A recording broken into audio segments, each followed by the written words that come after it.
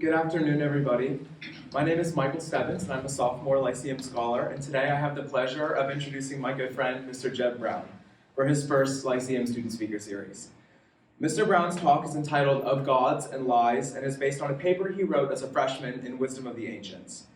Through this talk, Mr. Brown will detail the different models of speech about the gods and the noble lie from Plato's Republic. He will then use these observations to compare and contrast the different types of gods and further discuss what this may indicate about human nature. Mr. Brown is from Oak Ridge, North Carolina, and is a sophomore finance major. In addition to being a Lyceum Scholar, he is also an active member of First Baptist Clemson, where he helps to run the music program. At the close of Mr. Brown's discussion, there will be a brief question and answer session. We ask that you please stand and introduce yourself before asking your question. And now, please join me in welcoming my good friend, Mr. Jeb Brown.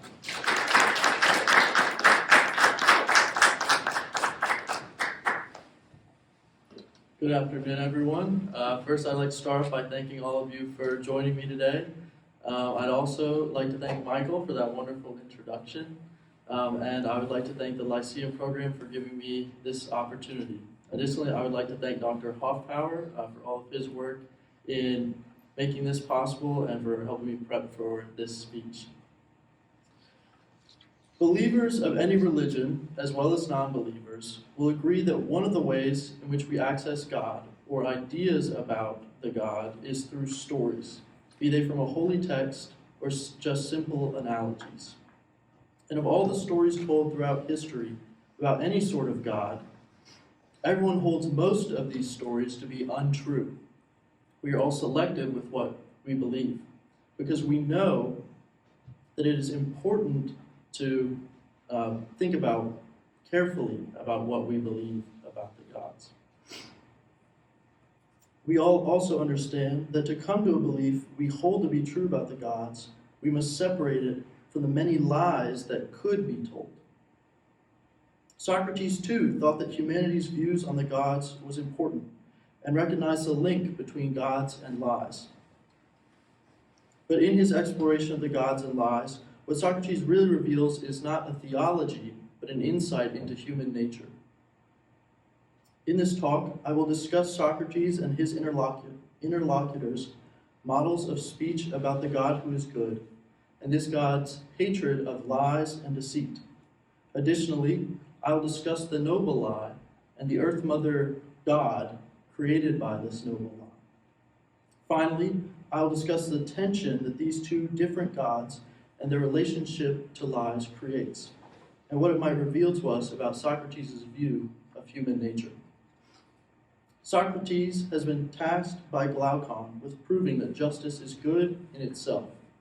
On the supposition that justice will be easier to find in the city than in the soul, Socrates and his interlocutors build a city in speech. They build the city of pigs, which then becomes a luxurious city. This city calls for guardians who will be gentle with each other and with citizens, but harsh to enemies. To bring this about, our founders turned to the education of these guardians. The foundation of this education is the models for speech about the gods. The first step taken in establishing the models for speech about the gods is Socrates' statement that the god must surely always be described such as he is. This simple statement becomes revolutionary with Socrates' following question: is the god really good, and hence must he be said to be so? Because if the god really is good and must be described as such, then these two statements enable Socrates to describe the good God as he really is. Socrates can now uncover the nature of the good God through his understanding of the good. It is important to note that this is possible because Socrates is not describing a God who just happens to be good. The God being described is good, just as much as the good is this God. This God exists as a personification of the idea of good. Socrates is using this God not for theological purposes, but as a tool to uncover our relationship to good through good's personification as a God, and more specifically for his circumstances, to find out where he can place good as a foundation of the education for the guardians of his city. Socrates turns to uncovering the implications of this God being good. With his first question, he first asks, well, but none of the good things is harmful, is it? Socrates introduces harm and sets it in opposition to the good. Adeimantus' response, not in my opinion, is not quite as affirmative as his prior or later responses in this section. And along with Socrates' response of is it, the question is begged if something good could indeed be harmful. But for the moment, Adeimantus and Socrates agree that harm has no place in good, and this will be assumed going forward. What this means for our good God is that he also, by his nature, is not harmful. So with this in mind, Socrates questions further. Does that which isn't harmful do harm? Does that which does no harm do any evil? And that which does no evil would not be the cause of any evil. With Adeimantus agreeing to each of these in turn. These questions flow naturally from establishing a God who isn't harmful and establish the good God as being the cause of no evil. Socrates then asks two more questions affirmed by Adeimantus. Is the good beneficial? Then it's the cause of doing well.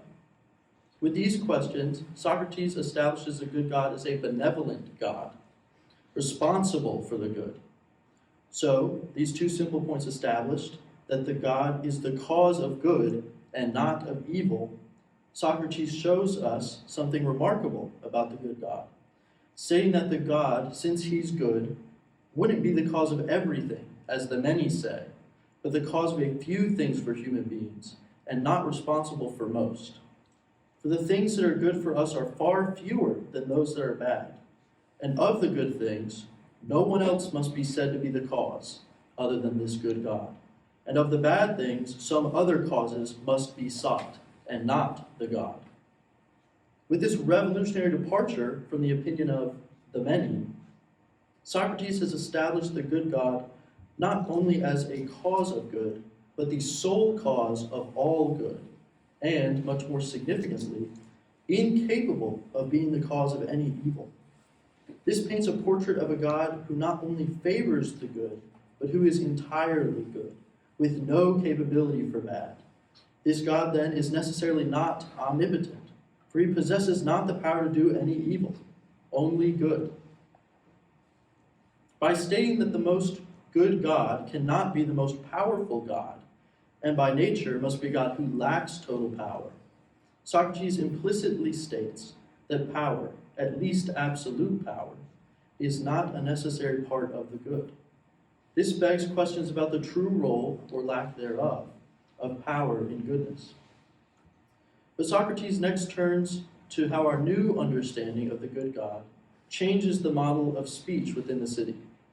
Socrates first criticizes the poets who have foolishly attributed both good and bad to Zeus, as well as those who have stated that Zeus was responsible for strife and contention among the gods.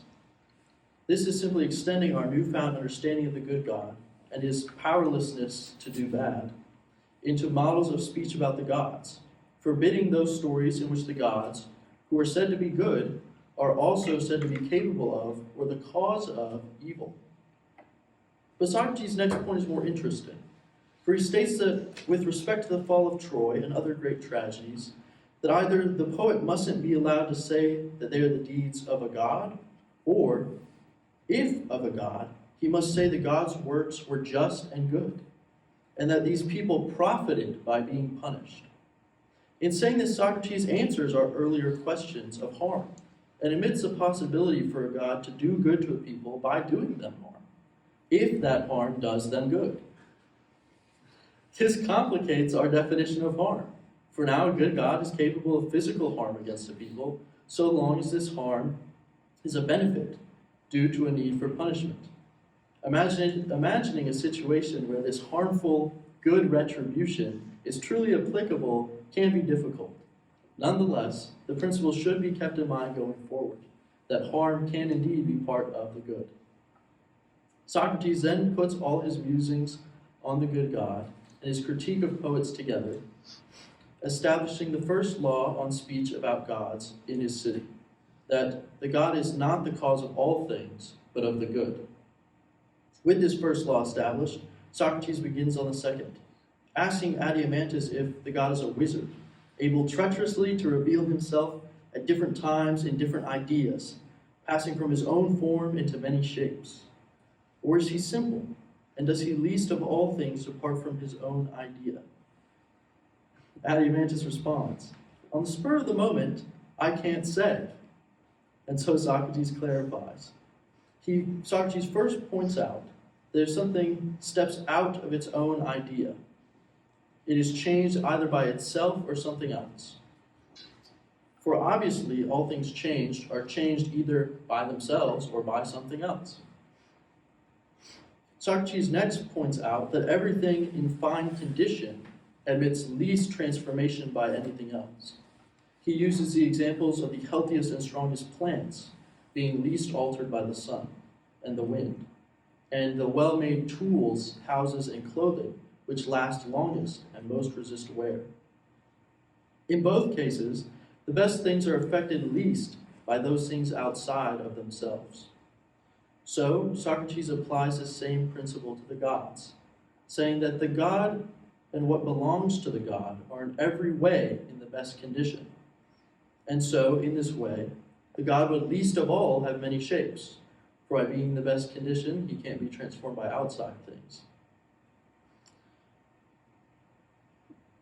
Socrates then asks, would the god be the one to transform and alter himself? To which Adiamantus replies, it's plain if he's altered at all. Socrates continues asking, does he transform himself into what's better and fairer, or what's worse and uglier than himself? And again, the reply is affirming, necessarily into what's worse if he's altered at all. Socrates then makes his conclusion, saying that it's impossible for a god to want to alter himself, but since, as it seems, each of the gods, is as fair and as good as possible, he remains forever simply in his own shape. With this, Socrates has made it clear that the good god cannot be changed by anything external and has no desire to change itself. This means the good god's form cannot be changed for any reason, for the two routes through which something can be changed by something outside and by itself are off limits to the good god. The reason Socrates raises these questions of the god's form and its ability to be changed is to ensure that the first thing he set down holds true, that the gods are described as they are. For if their form does change, or even if it simply appears to change, then it would be possible to describe the gods as they appear without describing them as they are. If this were true, then all the current musings about the good God's nature are rendered useless. In fact, this point is so important that Socrates is not satisfied, having established that the form of the good God cannot change. He continues, proving that the gods cannot appear differently than they are, asking, well, the gods themselves can't be transformed. Do they make us think they appear in all sorts of ways? With this question, Socrates is introducing deception. He's ensuring that the gods do not deceive us as to their true form, thus becoming unknowable. Adiamantus is unaware of the importance of this potential deception by the gods and responds, perhaps they can appear to us in many different ways. Socrates, frustrated by the response, scolds Adiamantus, saying, what? Would a god want to lie, either in speech or deed, by presenting an illusion? To which Adiamantus admits his ignorance, saying, I don't know. And so Socrates continues, don't you know that all gods and human beings hate the true lie, if that expression can be used? Socrates, in his frustration with Adiamantus, has begun to educate about the true lie in order to make his point about the good God clear. The name of the true lie alone is complex. The true lie is really the falsest and least true lie. But true is meant here as the form of the thing most true to itself. The true lie is truly the epitome of a lie. Socrates first describes it as the lie about the most sovereign things to what is most sovereign in oneself. By this, Socrates means nothing exalted, for it's something we are all aware of. What he means is that to lie and to have lied to the soul about the things that are, and to have and to hold a lie there in the soul, is what everyone would least accept, and that everyone hates a lie in that place most of all. So, this true lie is a lie voluntarily told to oneself about the most sovereign things, those things most important to us. Told to what is most sovereign in oneself, that being one's own soul. This true lie is not an uncommon occurrence. Often people insist someone is fooling themselves about any number of things. But why is this lie so contemptible that everyone hates it most of all? It is likely due to the effect of the true lie on oneself. By deceiving oneself of what truly is, one is rendered incapable of using their own reason to uncover what truly is. Their self-deceit blinds them to the truth of the thing they're lying about, and further, it prevents them from uncovering other truth that may threaten the lie in their soul. This may give the true lie another entendre, as it is now the lie which obscures the truth. It is, more so than other lies, a lie about the truth, which prevents truth from being known. A true lie. But in addition to the true lie, Socrates introduces the lie in speech. Socrates describes the lie in speech as a kind of imitation of the affection in the soul, an imitation of the true lie. But Socrates makes a clear distinction between the true lie and the lie in speech.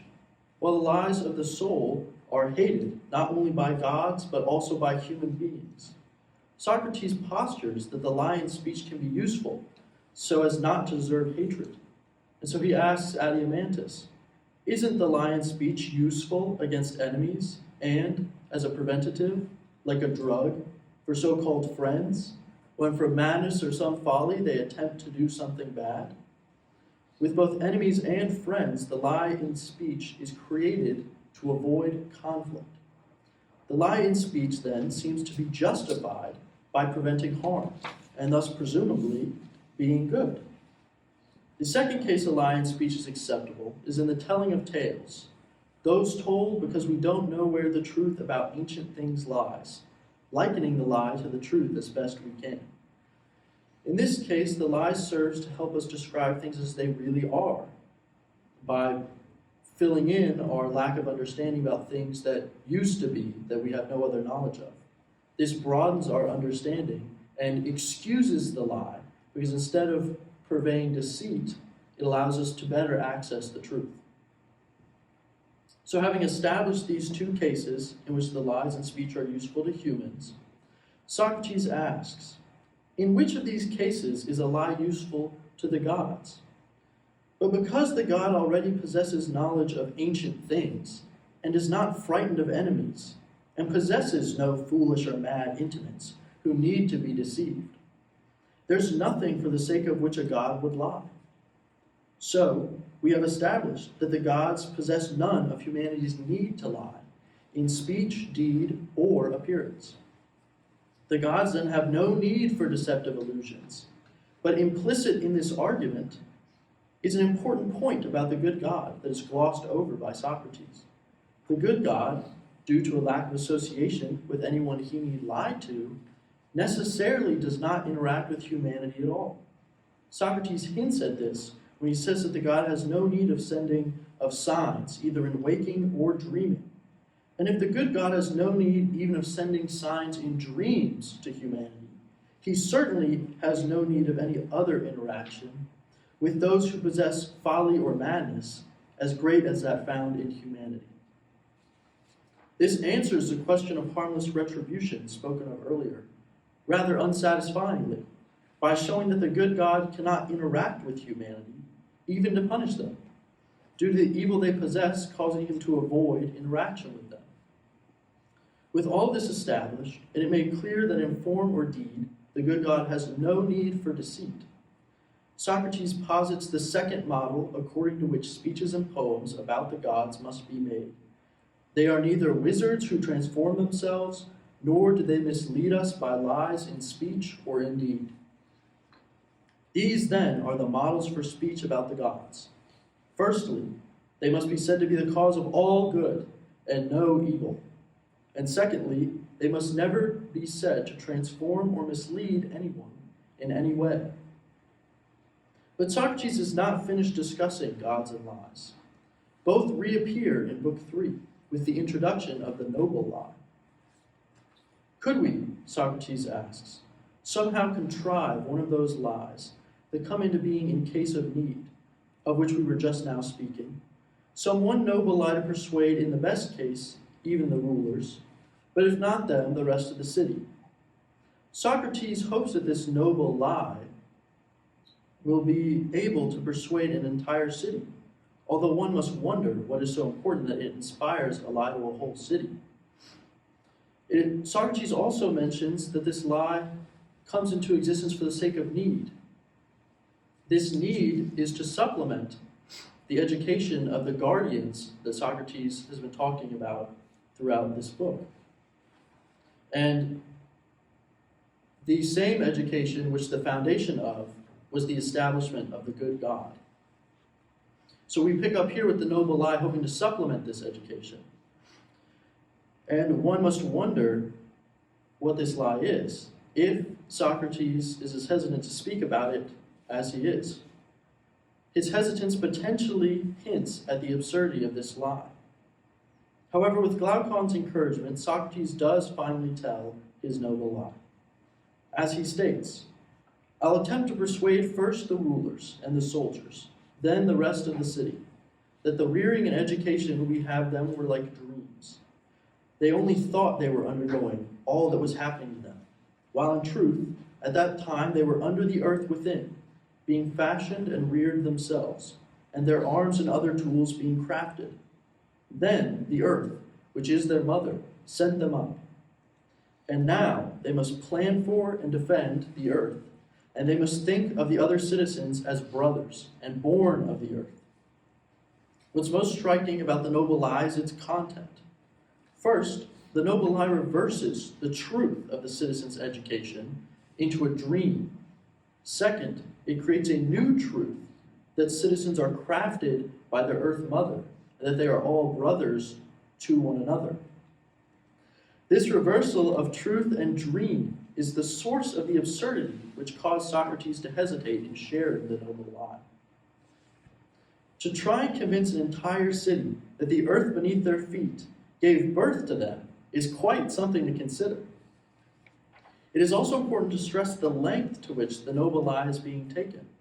The old truth is to become a dream, a perceived falsehood by the citizens, whereas the noble lie is to become what they perceive as the truth. This total reversal of truth and falsehood is a complete subversion of our earlier acceptable lies in speech, which were only acceptable because they furthered our understanding of the truth. So then, if not for the sake of truth, why tell the noble lie? The effect of the noble lie is twofold. Firstly, it inspires a care for the new earth mother God through the citizens' newfound responsibility in planning for and defending the earth, which to them has become a divine figure. This earth mother Socrates has given the citizens is accompanied by a duty to both proactively and reactively care for this mother, which is really the country constituted by the earth beneath their feet. Secondly, the citizens must see each other as brothers and feel a deep attachment for each other. The use of mother and brother in the noble lie is intentional, as Socrates' true goal with the noble lie is to redirect the love of one's own family to the love of one's own country and fellow citizens. This redirection of the love of one's own reconciles the tension between the concern for oneself and the duty to one's country, or at least it aims to. Socrates continues the noble lie, saying that the god, in fashioning those of you competent to rule, mixed gold in at their birth, the god in this case being the earth mother beneath them. And she so on mixed in silver for the auxiliaries and bronze for the craftsmen. This caste system created by the noble lie justifies the existence of the classes already put in place within the city earlier by Socrates, helping to secure those classes' strength and rigid separation. But it also raises a question about the Earth Mother, for she crafts the citizens, and, as a craftsman, thus belongs to the new lowest caste. But continuing through the noble lie, Socrates points out that it sometimes happens that a silver child will be born from a golden parent, and similarly, all the other metals from each other metal, introducing an intergenerational caste mobility, and causing the Earth Mother to command the rulers first and foremost to be of nothing such good guardians as the children, and seeing which of these metals is mixed in their souls, showing no favoritism for their own children, and no discrimination towards children of lesser parentage. This again is an attempt for the noble lie and the God within to abolish a love of one's own. In this case, a love of one's own children. But, additionally, this section of the noble lie admits the failure of the earlier section. By acknowledging that children have human parents who must be impartial towards their own children in choosing which caste they are assigned, the noble lie is compromised, as it is clear that the earth is not the mother of all citizens. This obvious problem shows Socrates' awareness of the difficulty in perpetuating the noble lie, as he has already stated. But this again demonstrates the importance of the noble lie, if it is of such a great importance that even despite these clear, rational issues in perpetrating it, we must attempt to do so. The final section of the noble lie is the existence of an oracle, that the city will be destroyed when an iron or bronze man is its guardian. Again, showing the length to which Socrates wants this lie perpetuated, but also commenting on the importance of the caste system and its positive effect on the city, and again, reinforcing the importance of impartiality in the parents of everyone in the city. It generally serves as a warning about the harm done when love of one's own takes over, and the value that one places in one's own children supersedes the value that one places in preserving the city. This retribution for disrupting the natural order of the city is another way that divine interference is demonstrated within the city once the noble lie is introduced. The other most prominent example being the birth of the citizens from the Earth Mother. This interference in the lives of mortals made by the Earth Mother contrasts the earlier good God. The noble lie and the God within is in direct contrast truly to the good God, whereas the Earth Mother creates man, imbuing each one with a specialized soul, intimately knowing them and the direction of their life. The good God cannot interact with mortals due to his nature to avoid humanity's folly and madness. Further, as established, the good God does not change form, whereas the Earth Mother is in form of the ground beneath our feet, permanently disguised as the earth, in order to motivate planning for and defending of the land. The Earth Mother must also craft from her own form humanity, transforming part of herself into each person in the city, to again bolster unity and promote overcoming a love of one's own. The lowly dirt has been disguised as a god by use of the noble lie, and very clearly not the same good God of Book 2, for they stand antithetical to one another. One, the epitome of good, originating entirely from it. The other, the literal lowest of all in the city, the only dust in a city whose citizens consist of strong and lustrous metals. Their coexistence seems to unravel our city, for the God our laws were made to describe and the God we have are at odds. But there is some similarity in these two gods once their function is considered. The Earth Mother, through her function within the noble lie, betters the city. not by providing aspirations to its highest aspects, but by suppressing its most base ones. As established, the God of the noble lie provides a source for the redirection of the love of one's own that, unchecked, threatens to unravel the city. By serving as such, the God of the noble lie betters the city through repressing its baser instincts and allowing its citizens to better themselves. This is like the origin of the good God, who was established as a means to further understand the values necessary for the education of our citizens. The existence of the Earth Mother and the noble lie implies an inability for education alone to perfect the city and speech's citizens, an inability so vast that it requires the creation of a whole new God in order to further enforce the values taught through education. This need for supplementation raises questions about the limits of humanity's reasons and limits about humanity's ability to be truly good. If human beings truly need a noble lie, in addition to the reason provided by their education, to reach their full potential and overcome a love of one's own, then the noble lie and the God within it serves as proof of the chasm of difference that separates humanity and the theorized good God.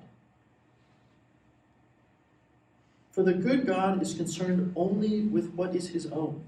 He has no care for anything lesser than himself, and is only concerned with the things that, like himself, are good. This reveals to us the incredibly vast difference in nature between the good God and humanity. Humanity, as portrayed in Socrates' City and Speech, requires a noble lie in order to attain any sense of true good. Humanity must lie to itself to transform from what it is into something better, whereas the good God avoids lying by concerning himself entirely with the good things that are his own, ignoring humanity and thus preserving his perfect form.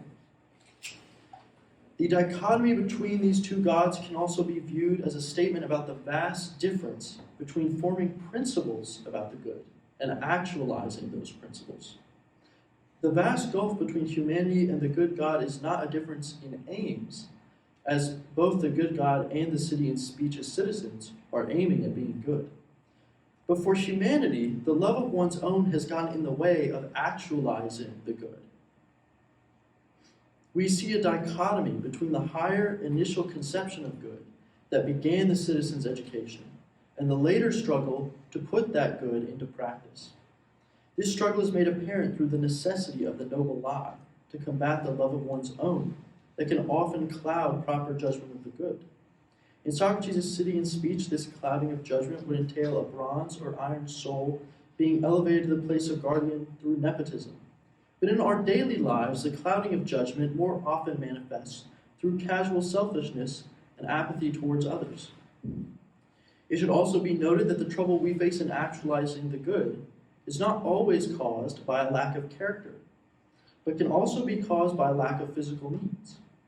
For instance, it is not a lack of character that, during a famine, prevents the good of feeding the hungry. This struggle of actualizing the good is only a simplified, more general form of the problem plaguing Socrates' City and Speech. That is, the dichotomy between human nature and the good God, and human nature's necessity for the noble lie. It is through Socrates' construction of the good God and the God of the noble lie that Socrates has called into question if it is truly human nature to be good, or if that is only a lie that we are telling ourselves.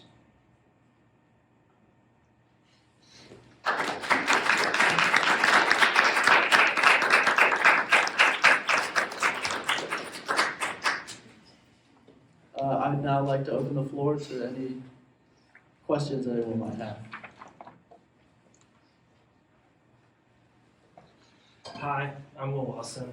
Thank you, Mr. Brown, for coming here to speak to us. I really enjoyed it. I was wondering if you could elaborate more on where you're talking about of the good God not being the most powerful God, and the fact that he's incapable of doing evil. Like, what's the relationship between the capacity to do evil and how that limits your power? Well, I think part of this stems from the origin of Socrates' God who is good. Unlike a God who is described as good, Socrates is personifying good as a God. So if you strip back that personification a little bit, and you ask, does good have the power to be good? That would be obvious, yes. But does good have the power to be evil? Obviously no, because that would destroy what good is. I think in the same way, that's sort of what Socrates is getting at with good God. This God has no power to do evil because doing so would be an affront to his own nature and sort of paradoxical in a sense.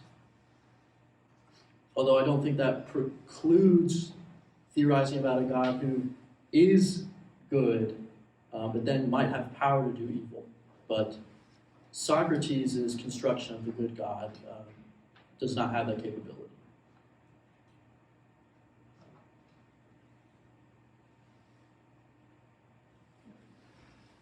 Yeah, I have a question. It seems important from how you're talking about this. The crux of a lot of what you said, it seems like, comes down to the fact that the good God earlier, in the end, refuses to have connections with people who are foolish or less smart than him, or it. How do you think about it? There's no reason given in the text itself. It's just assumed that, well, how could God really existed, had the other qualities of God have any connection with foolish or mad people or real human beings? What do you think kind of the reasons are for and against that sort of attribution? It seems to me like if you sort of question that, but considering all the sort of whopper Socrates is telling throughout the Republic, it seems like he doesn't necessarily think that. Right, he's known for his irony, which is a kind of falsehood, right? Is not the Earth Mother in some respects an improvement, insofar as it involves a kind of philanthropy and an attempt to kind of get people to do what's right through a kind of irony or teaching through images or falsehoods of a certain kind? Right. So I'll have to answer that, I guess, in parts. Yeah. Firstly, I think part of the answer to your first question is sort of, again, answered if we are willing to pull back the curtain a little bit and look at this good God as a personification of goodness. Because, the good, while found in humanity, is only found in our good actions, not in our evil actions. Or if you really want to separate out and say you can have an action that is in some ways good, in some ways evil, you're still not going to say that, the part of the action which is evil is also the part of that action which is good. And so, in a general sense, I think it's true that this God, this conception of the good God, lacks maybe a great reason for not being able to associate with humanity. And I do think that the Earth Mother is intentionally an improvement because it is more practical in its ability to actually be used in everyday life for sort of helping humanity to really achieve acting in a more good way. But that should be separated from the conception, the higher conception of good, undiluted by evil, that we can sort of think about that it may exist in this abstract sense. This good God being non-participatory is necessarily, sort of like not active in our lives. And I think maybe what Socrates is trying to say with that is that this idea of good, of goodness as its own thing, exists outside of our reality. And within our reality, we need constructions like the noble lie, because we have to sort through the messiness of having good and evil actually in our world. The good God is isolated from evil, and as such has no need for any of the contrivances that we have to avoid doing evil and to instead do good. Is that anything else? Yeah, no, I think you're getting at what I was asking. I'm just wondering, sort of, I think guess is a sort of like lots of one follow-up. It's just in what sense is the earlier, and you're sort of getting at this actually, in what sense is the earlier God good if the goodness is something that is beyond our everyday experience of goodness, which is beneficence in the everyday sense? Right, and I think, you're sort of raising a point that I've been thinking about in regards to this is there's a problem in reconciling our higher conception of good in the abstract and our realization of good, in our everyday lives. And then it comes into question, does this abstraction of good really exist if we can't see it? Because in our world, there's always going to be some tainting of evil. Or can we potentially isolate some activity or some part of some activity that is wholly good and then clues us into what the good in the abstract really looks like? I think that's really a lot of what Socrates was talking about generally. That's what a lot of his work, was pointing to as a sort of apex. So I think answering that fully is outside the scope of what I've studied for this talk, but I hope that helps. No, thanks very much.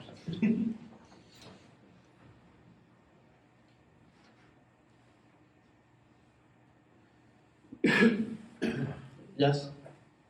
My name's Emma Culberson. I'm a junior Lyceum Scholar. I believe at the beginning you said that education is the foundation for the city of speech, or at least having that kind of guardian class. And that education consisted in learning about the good God. Well, yes. Continue. However, that's not sufficient for the city to be able to function, and we need the whole Earth Mother thing. So why is education important? Couldn't we just have a city without any education at all, just this lie? That is a good question. And it's slightly outside the scope of this paper because the education takes up a large section of the book in between these two portions. And ultimately the goal with the education is still to get our guardians to act well, to do what is good. And the idea, I think, is that we would obviously assume education, right, is going to be helpful in informing someone on how they should act, right? I mean, you can educate someone on morality and how to behave better, that sort of thing. But then the creation of the noble lie recognizes a tension, I think, between what we're educated to do and then what we actually end up doing. And Socrates is concerned that the education alone isn't going to be sufficient because we have so much in terms of love of one's own and humanity's baser instincts to really overcome. And so he adds this noble lie in order to sort of, I think, restrict the worldview in a way that pushes positive action, or action that he views as positive. And so I think, we see that same sort of phenomenon potentially in the Lyceum Scholars program. I mean, we learn a lot about, the good and these abstract ideas and even about how to put them into practice in certain situations. But that doesn't always translate to our individual actions. The hope is just that through learning about these things, we come to a better understanding that we can then use in terms of our individual actions to actually achieve those higher ideals that we've learned about, right? So, you could ask more generally, why is education at all useful? And it's for the same reason that the noble lie is useful. It's because both are attempts to get us closer in terms of our actions towards that abstract principle that we want to achieve. And so I think the Lyceum Scholars program actually does a great job of that in terms of educating us. But, it's not always sufficient, and it can't be sufficient, it doesn't seem. Socrates doesn't at least seem to think so. At least not sufficient in the case of every person. He's worried enough about it that he wants to contrive this whole noble lie.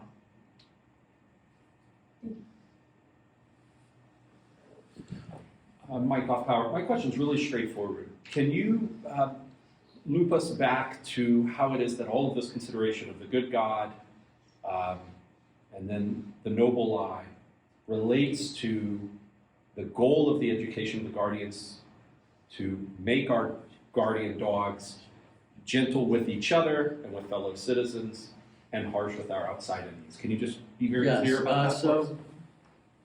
Well, I think to help apply what we've already said in the abstract to those sorts of things, the good that Socrates is concerned about is with making sure our guardians, our dogs, are gentle towards each other and the city, but also aggressive towards enemies, like you stated. And so, if that's the good that we're striving for in practice, then the noble lie helps us achieve that by destroying the love of one's own things, one's own being, those things more personal than a love for the city. So we cultivate community by breaking down the things that impede the community of the city. And so that means, this love of one's own children, potentially, love of one's own family more generally, over just recognizing all citizens equally, or at least of equal importance to protect. And that's where it's difficult because it gets caught up in this sort of semantics thing where the good for Socrates that he's concerned about practically is purely protecting our citizens from tyranny from within, from our guardians, and from external threats. And so I'm not sure if there's a better way that I can wrap that back around. Socrates focuses on the abstract ideals, mostly not on the, practical, here's what we're going to do, here's exactly what we're going to do. It's a little bit more abstract, but his concern is mostly with overcoming the love of one's own immediate things as compared to love of one's own city. Two-part follow-up. I'm going to follow Professor Thomas's lead. And then this is riffing on Ms. Culberson's question too. Can you speak a little more explicitly then about the challenges posed by nature here, and then the commandeering of nature inside the noble lie? And then I'll ask the second one after. Okay. So with regards to human nature, I think the implication by the existence of the noble lie is that Socrates' opinion that human nature favors a love of the things closest to oneself above the things that are more external.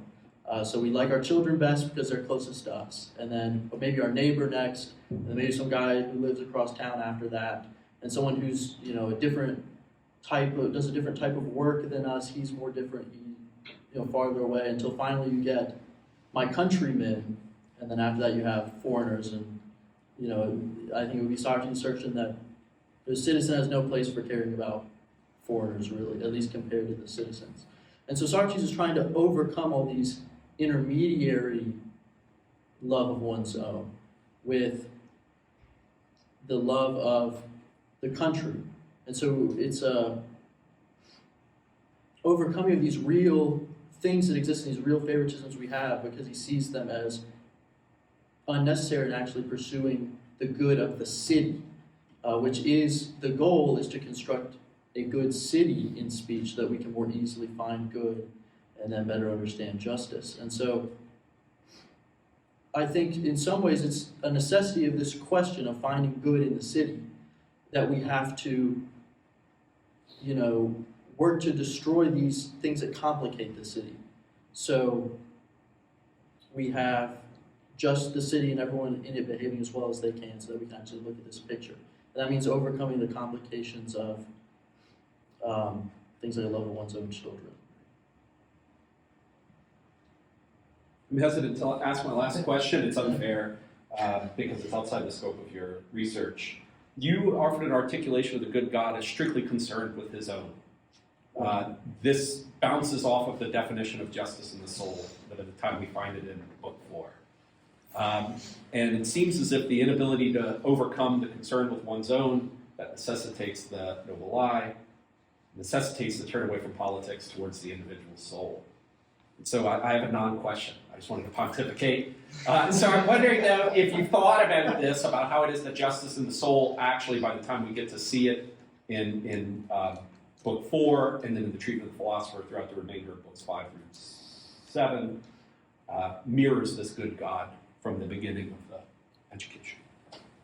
Right. Well, that is somewhat outside the scope. Yeah, So I I'm a know. little I know.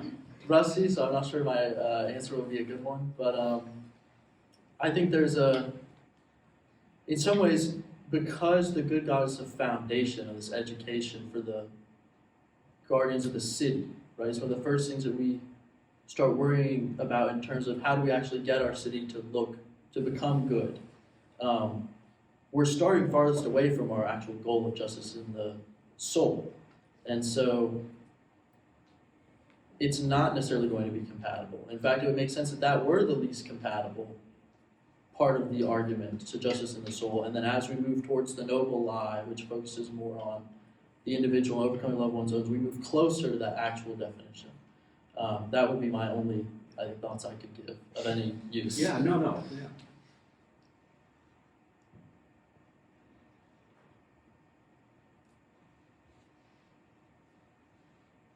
Have you told anybody else that they should read The Republic, or is it a book you tell people not to read? I think it's I have really enjoyed reading it, but it's not for the faint of heart. So, if it's for certain types of people, it's going to be very meaningful and very useful, I think, in terms of what you can really learn from it. But it's a difficult book to read, and so while I think everyone has use of the themes and points that are made within the book. Sometimes actually accessing those can be so difficult that it's not necessarily worthwhile for someone to go on their own independent journey of reading it without some sort of guidance. But I think that just speaks to the ability of the book to really dive into these deep issues and say so much in so little. It requires, that requires a certain barrier to entry, I think. But once you are provided the tools to sort of overcome that barrier to entry, not that it's an ongoing process, of course, but once you start down that path, there's a lot of worthwhile stuff in that book. Yes? It seems to me that the good God is, in his refusal or maybe inability to interact with humans, he's kind of the ultimate example of love of one's own, yet he's good. So how do we reconcile that with, we don't want citizens to have love of one's own? Right, and I think that's a very good question, because it's part of the natural dichotomy between the good God and humanity. But in this case, instead of making humanity look bad, it kind of makes the good God look bad. But if we think, again, of the good God just as the good, then of course the good is going to be most concerned with itself.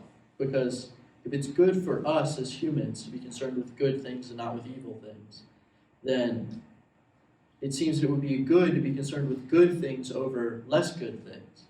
And if the good is the most good thing, then it's only capable of being concerned with itself, because that would be the most good thing for it to do. And so I think that's sort of the way that it, works out.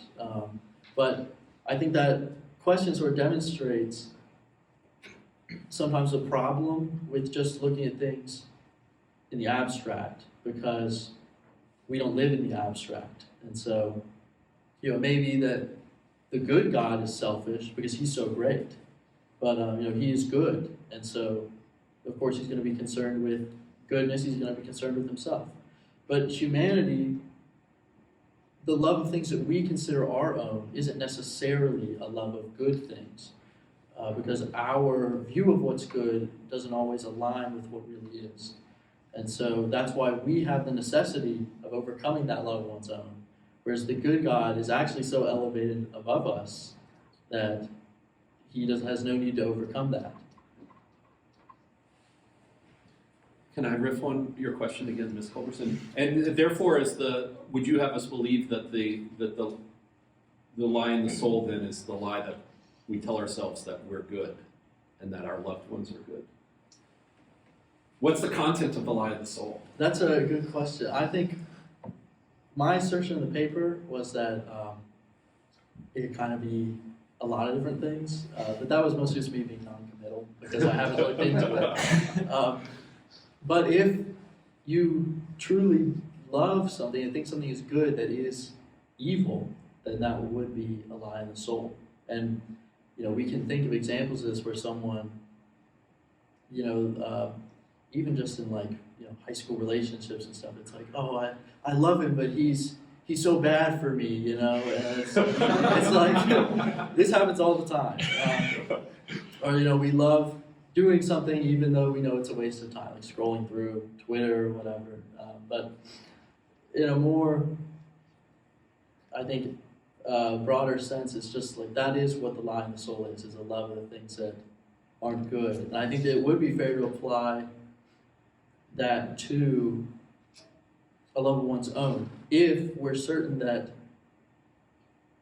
the one's own that one is loving is actually an evil thing. Because, as I posited, in this case, we're looking at the city, and so we want to, everyone's love of one's own to be directed towards the city so that it can be the best city possible. But it may be that family in some way, like you might consider family to be a good, and in that sense, you would then say, well, hold on, I've got a problem with not giving a love of one's own to my family, at least in the appropriate way, because it's good to love one's, son or daughter. If that makes sense. It looks like that's all the time we have for questions. Thank you so much, Mr. Brown.